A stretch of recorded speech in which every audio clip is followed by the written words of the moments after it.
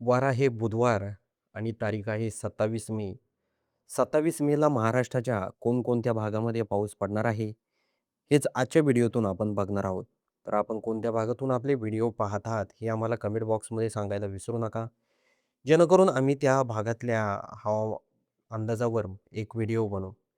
तर वार आहे बुधवार. आपण जर बघितलं तर सकाळच्या सुमारास पूर्णपणे कोरडं वातावरण महाराष्ट्रामध्ये असणार आहे आणि दुपारी 3 नंतर अनेक भागांमध्ये पाऊस पडण्याची शक्यता आहे. म्हणजेच दिवसभर कडक ऊन राहू शकतं आणि संध्याकाळी 6च्या सुमारास अनेक भागांमध्ये महाराष्ट्राच्या पाऊस पडणार आहे. तर सर्वात आधी आपण जर सांगली परिसर जर बघितला, तर या परिसरामध्ये ढगाळ वातावरण संध्याकाळी 6च्या दरम्यान असणार आहे.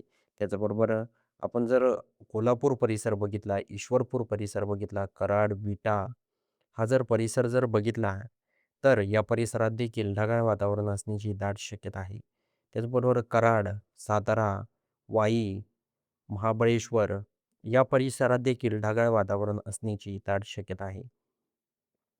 महाड, माणगाव, भोर, सासवड, केडगाव, दौंड, त्याचबरोबर शिरूर, चाकण, त्याचबरोबर जुन्नर, टाकळी, ढोकेश्वर हा जर परिसर जर आपण बघितला श्रीगोंदा, तर या परिसरात ढगाळ वातावरण असणार आहे. तर हा अंदाज सर्व शेतकऱ्यांनी लक्षात घ्यायचा आहे. आपण जर अकोले परिसर जर बघितला, तर पूर्णपणे कोरडं वातावरण असणार आहे. सिन्नर, नाशिक, गोटी हा जर परिसर बघितला, त्र्यंबकेश्वर, तर पूर्णपणे या भागात कोरडं वातावरण आपल्याला तरी दिसत आहे.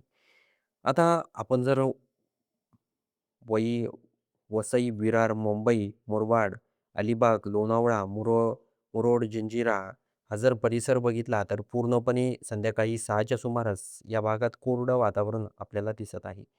नंदुरबार परिसर, त्याचबरोबर शिरपूर हा जर परिसर बघितला, तर कोरडं वातावरण आहे. धुळे, मालेगाव, मनमाड, चाळीसगाव, वैजापूर, श्रीरामपूर या भागात कोरडं वातावरण असणार आहे. छत्रपती संभाजीनगर परिसर, पैठण, जालना, गंगापूर या परिसरात जर आपण फुलंब्री हा जर परिसर बघितला, तर पूर्णपणे कोरडं वातावरण आहे. शेवगाव, पाचोरा, जळगाव, भुसावळ, जामनेर, बोदवड, मलकापूर, बुलढाणा, चिखली हा जर परिसर बघितला, तर पूर्णपणे कोरडं वातावरण या परिसरात आहे. जिंतूर, हिंगोली, वाशिम, अकोला, अकोट, अचलपूर, अमरावती, यवतमाळ, आर्णी, पांढरकवडा, आदिलाबाद, वर्धा हा परिसर बघितला, तर येथे देखील कोरडं वातावरण आहे. आपण जर उमरखेड, नांदेड हा जर परिसर बघितला, तर येथे ढगाळ वातावरण असणार आहे. अहमदपूर, त्याचबरोबर परळीमध्ये देखील ढगाळ वातावरण असणार आहे. लातूरमध्ये देखील ढगाळ वातावरण असणार आहे. उदगीरमध्ये देखील ढगाळ वातावरण असू शकतं संध्याकाळी 6 वाजता. आपण जर कळंब परिसर जर बघितला, तर येथे हलक्या ते मध्यम स्वरूपाच्या सरी या पडणार आहे. त्याचबरोबर धाराशिव, काही तुळजापूर परिसर, तुळजापूर परिसरात हलके ते मध्यम स्वरूपाच्या सरी कोसळू शकतात. वैराग, त्याचबरोबर बार्शी या भागात देखील ढगाळ वातावरण असणार आहे.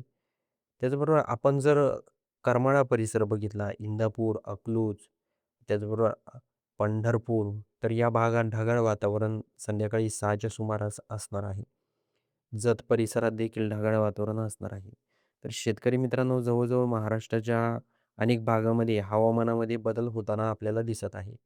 आपण जर अहिल्यानगर परिसर जर बघितला, तर अहिल्यानगर परिसरात जीव, देहरं या परिसरात ढगाळ वातावरण असणार आहे. कुठलाही जोरदार स्वरूपाचा पाऊस हा पडणार नाही. तर हा अंदाज लक्षात घ्यायचा आहे. त्याचबरोबर आपण जर सुपा परिसर बघितला, पारनेर परिसर जर बघितला, शिरूर परिसर बघितला, तर येथे देखील ढगाळ वातावरण असणार आहे. तर हा अंदाज सर्व शेतकऱ्यांनी लक्षात घ्यायचा आहे. आपण जर संध्याकाळी 9-10च्या दरम्यान जर बघितलं, तर पूर्णपणे 11 वाजेपर्यंत कोरडं वातावरण आपल्याला तिथे दिसत आहे. हा जो अंदाज आहे तो 27 तारखेचा वार आहे बुधवार. बुधवारचा हवामानाचा अंदाज आहे. बार्शीमध्ये देखील हलके ते मध्यम स्वरूपाचा पाऊस पडणार आहे. लातूर, बार्शी, सोलापूर या परिसरामध्ये संध्याकाळी 8च्या सुमारास हलके ते मध्यम स्वरूपाचा पाऊस या भागात पडणार आहे. हा अंदाज देखील सर्वांनी लक्षात घ्यायचा आहे.